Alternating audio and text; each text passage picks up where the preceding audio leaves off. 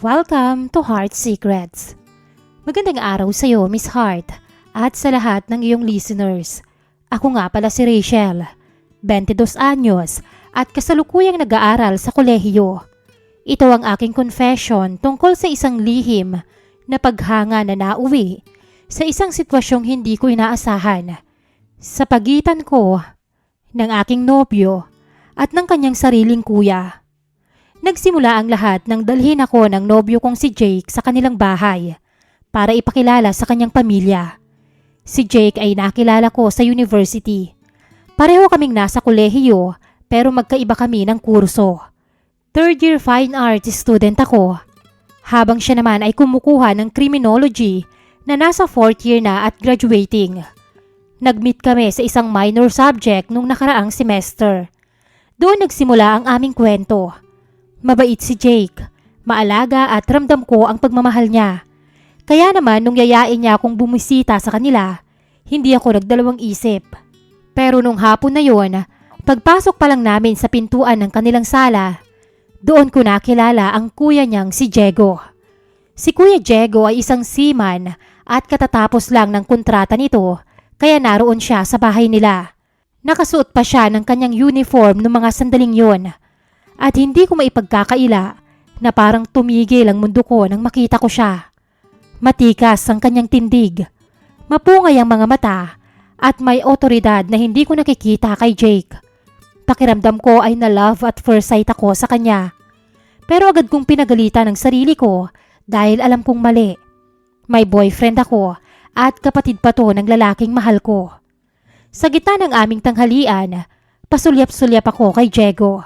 Kahit pilit kong ituon ang atensyon ko sa pagkain at sa mga magulang ni Jake, laging bumabalik ang tingin ko sa kanya. Kinausap naman ako ng mga magulang ni Jake. Tinatanong kung anong kurso ko at kung saan ako nakatira. Fine arts po ang kinukuha ko, tita. Tsaka malapit lang din po ako sa university, nagbo-boarding house para hindi na mahirap sa pagpasok. Sagot ko nang may paggalang. Biglang nagsalita si Diego habang nakangiti. Isang ngiti na tila ba nagpahina sa mga tuhod ko. Maganda pala ang taste mo sa babae, Jake. Bukod sa artistic, napakaganda ng girlfriend mo. Namula ako sa compliment na yon. Pakiramdam ko ay uminit ang buong mukha ko. Nagkatuwaan ang buong pamilya sa hapag. At kahit masaya ang usapan, ang isip ko ay na kay Diego lang. Ramdam ko ang kuryente sa tuwing magtatama ang mga mata namin. Kahit pilit ko pa tong iwasan. Matapos ang aming pagkikita, hinatid na ako ni Jake gamit ang kanyang motor pa uwi sa boarding house. At habang bumabiyahe kami, ang isip ko ay naiwan sa bahay nila. Rachel, pwede bang sa amin ka na lang tumira kaysa dyan sa boarding house? Mas magastos yan at saka nag-aalala ako sa'yo dahil baka may mangyari. Malapit nga sa university kaso napakadilim naman ng mga iskinita. Tsaka balita ko, maraming huldapan ngayon dito. Malayo ka pa naman sa akin, sabi ni Jake pagkababa ko ng motor. Ngumiti ako at tinapik ang kanyang balikat. Ayos lang ako, Jake. Kaya ko ang sarili ko dahil natuto naman ako ng martial art galing kay daddy nung bata pa ako. Huwag kang mag-alala. Nagbiruan pa kami saglit bago siya tuluyang umalis. Pagpasok ko sa kwarto, imbis na magpahinga, agad kong binuksan ang Facebook ko. Sinimulan kong i-stalk ang account ni Jake para lang hanapin ang account ni Diego. Hindi ko alam kung bakit ko yun ginagawa, pero hindi mapakali ang puso ko hanggang hindi ko siya nahanap. Wala kasi akong alam na may ganun pala siyang kagwapong kapatid. Nang mahanap ko ang account ni Kuya Diego, nagulat ako nang makita ang mga post niya. May girlfriend pala siya at mukhang matagal na sila. Nainis ako sa sarili ko, Miss Heart. Bakit ba ako nag-iisip ng ganito? May boyfriend ako at may girlfriend na siya. Dapat ay tumigil na ako. Pero dahil sa sobrang pagmamadali kong mag-scroll, napindot ko ang add friend button. Nanlaki ang mga mata ko. At bago ko pa man ito mabawi, nakatanggap na ako ng notification. Inaccept niya agad ako. Sa mga sumunod na araw, naging normal lang ang buhay ko kasama si Jake. Pumapasok, kumakain sa labas, at nag-aaral kami ng sabay. Pero napapansin ko na laging lumilipad ang isipan ko sa kanyang kuya. Pilit ko yung inaalis, Miss Hart. Pero kusang pumapasok sa isipan ko, lalo na ngayong mutual friends na kami sa social media. Panay ang stalk ko sa mga pictures niya. Nakikita ko na maganda nga ang girlfriend nito at mukhang masaya sila. Sa tuwing bumibisita kami sa bahay nila Jake, lalo akong nagiging conscious sa harapan ni Kuya Diego. Parang gusto ko laging mapansin niya, kaya bago kami pumunta ron, laging matagal ang pag-aayos ko sa sarili.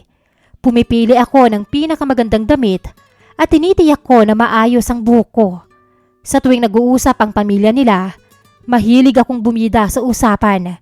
Nagkukwento ako ng mga achievements ko o kaya naman ay nagbibitaw ng mga jokes para lang mapalingon siya sa akin. Unti-unting napagtanto ko na may mali na talaga sa akin. Ang atensyon ko na dapat ay kay Jake lang, unti-unti nang napupunta sa kanyang kuya. Isang gabi, pauwi na ako sa aking boarding house. Busy ang aking nobyo nung oras na yon dahil may inaasikaso silang thesis. Kaya hindi niya ako maisabay sa pag-uwi. Habang naglalakad ako sa isang madilim na iskinita, bigla na lang may sumulpot na lalaki at marahas na hinablot ang bag ko. Nandoon ang laptop ko na gagamitin ko sana sa plates ko sa fine arts, pati na ang cellphone ko at wallet. Sa takot ko na baka saksakin ako, wala na akong nagawa kundi ibigay ang mga gamit ko. Nang makalayo ang holdupper, doon lang ako naluha sa sobrang takot at panghihinayang. Pilit akong humanap ng paraan para matawagan si Jake gamit ang hiram na cellphone sa isang tindahan. Pero hindi siya sumasagot. Siguro ay sobrang busy niya sa group study nila. Sa gitna ng aking pagkataranta, ang tanging numero na pumasok sa isip ko ay ang kay Kuya Diego. Minsan kasi ay ibinigay niya ang number niya sa akin at sabi niya ay tawagan ko lang siya kung sakaling magkaproblema ako o kailangan ko ng tulong habang wala si Jake. Ang ipinagdarasal ko lang noong mga oras na yon, sana ay tama ang numero na pagkakaalala ko. Hindi nga ako nabigo, Miss Hart, dahil mabilis na dumating si Kuya Diego para saklolohan ako. Pagkakita ko sa kanya, doon na ako tuluyang humagulgol. Niyakap ko siya ng mahigpit habang sinasabi na na-hold up ako at nawala ang lahat ng mahalagang gamit ko. Shh! Tama na, Rachel. Ang mahalaga ay ligtas ka at hindi ka nasaktan. Bulong ni Diego habang hinahaplos ang buhok ko para kumalma. Huwag mong isipin ang mga gamit na yun. Mapapalitan ang laptop at cellphone mo.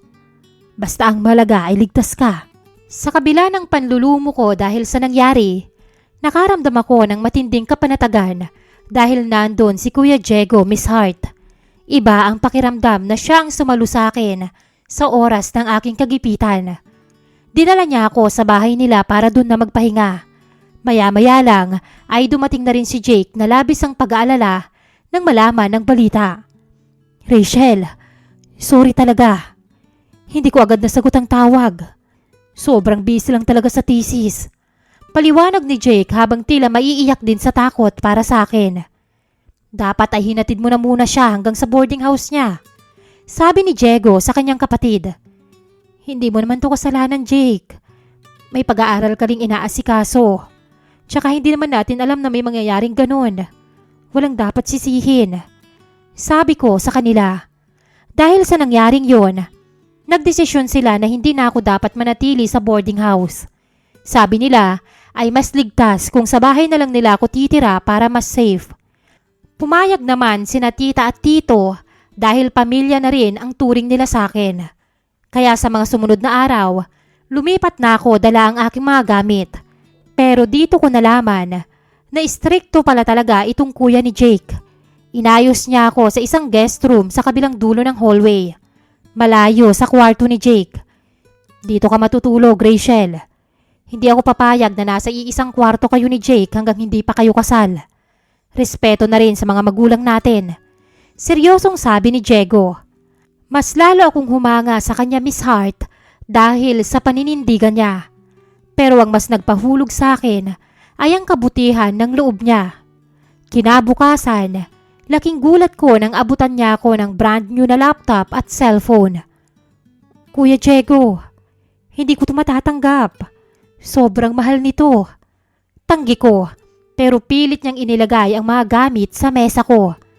Sabi ko sa'yo, mapapalitan ang mga nawala sa'yo. Gamitin mo to sa pag-aaral mo. Gusto kong makita na matapos mo ang mga plates mo ng maayos. Nakangiting sabi niya. Labis ang pasasalamat ko sa kanya, Miss Hart. Maging si Jake ay masaya dahil sa kabaitan ng kuya niya. Hindi niya alam na ang bawat kabutihang ginagawa ni Diego ay unti-unting nagnanakaw sa atensyon ko. Habang wala siya dahil sa mga school requirements niya, mas lalong nagiging malapit ang loob ko kay Kuya Diego. Isang hapon, naisipan kong magluto ng hapunan para sa buong pamilya bilang pasasalamat. Kami lang ni Kuya Diego ang naiwan sa bahay nung oras na yun dahil umalis ang mga magulang nila at nasa university pa si Jake. Habang naghihiwa ako ng mga ricado, pumasok siya sa kusina at sinabayan ako sa pagluluto. Tulungan na kita rito, Rachel. Mukhang masarap ang niluluto mo ah. Biro niya habang kinuha ang kutsilyo para tulungan ako sa paghiwa. Salamat kuya. Paborito ni na Jake tong adobong niluluto ko. Sagot ko habang hindi ko maiwasang mapatingin sa matikas niyang mga braso. Magaling ka palang magluto. Mukhang ready ka nang maging asawa ni Jake ah. Swerte ng kapatid ko sa'yo. Dugtong pa niya habang tumatawa ng mahina. Natawa naman ako sa sinabi niya. Sa gitna ng pagluluto, nagkwentuhan kami tungkol sa mga karanasan niya sa dagat, sa mga bansang napuntahan niya, at sa pangarap niya sa buhay. Sa bawat kwento niya, Miss Hart, mas lalo kong natutuklasan kung gaano siya kalalim na tao. Hindi ko alam kung paanong nangyari, pero sa bawat tawa namin sa kusina, mas lalo na akong nahuhulog sa kuya ng aking nobyo. Sa bawat sulyap niya sa akin habang kumakain kami, ay nagbibigay ng kakaibang kaba na hindi ko nararamdaman kay Jake. Pakiramdam ko, mas naiintindihan ako ni Kuya Diego kahit hindi ako nagsasalita. Nagsisimula na rin akong maghanap ng mga pagkakataon na kami lang dalawa ang magkasama sa bahay. Nagkakasala na ako sa isip ko dahil tuwing kasama ko si Jake, ang mukha ni Kuya Diego ang hinahanap-hanap ko. Lumipas ang mga buwan at lalong naging malalim ang pagkakaibigan namin ni Diego. Habang abala si Jake sa kanyang pag-aaral para sa board exam at sa mga huling requirements sa criminology, mas madalas kaming magkasama ni Kuya Diego sa bahay. Isang hapon, pag-uwi ko galing sa university, nadatnan ko siya sa veranda na mag-isa at may mga bote ng alak sa harap niya. Halatang nakainom siya at malalim ang iniisip. Kuya, ayos ka lang ba? Tanong ko habang lumalapit sa kanya. Tumingin siya sa akin. Mapungay ang mga mata at bakas ang lalim ng iniisip. Nagkasagutan kami ng girlfriend ko. Nakita ko ang mga message nila ng dati niyang ex. Akala ko siya na Rachel. Nalungkot ako para sa kanya, Miss Hart. Bilang taong malapit na rin sa kanya, hindi ko matiis na makita siyang ganoon kadehado. Umupo ako sa tabi niya at sinubukan siyang i-comfort. Kuya Diego, makakahanap ka rin ng iba. Ng isang taong mas deserve ang pagmamahal mo. Huwag mong sirain ang sarili mo dahil lang sa isang taong hindi marunong magpahalaga. Mula nung gabing yon, nagsimulang magbago ang lahat, Miss Hart. Hindi lang simpleng pagdamay ang nangyari. Sa gitna ng katahimikan, naramdaman namin ang matinding kuryente sa pagitan naming dalawa. Nahulog na kami sa aming tinatagong pagkakasala. Isang ugnayan na alam naming wawasak sa tiwala ng kapatid niya at ng mga magulang nila. Bahagya siyang lumapit at hinawakan ang mukha ko. Tsaka marahang hinagkan ako sa labi. Maya-maya ay bumitaw ito at tumayo, tsaka hinila ako papunta sa kanyang silid. Mabilis ang naging galaw namin na parabang may hinahabol kaming oras. Gumapang ang mga kamay nito sa aking katawan. Napakapit naman ako sa matipunong braso nito nang bahagya niya akong iangat. Pumulupot ang mga binti ko sa kanyang bewang habang patuloy na naglalaban ang aming mga labi. Hanggang sa naramdaman ko ang kanyang kabigatan sa aking ibabaw.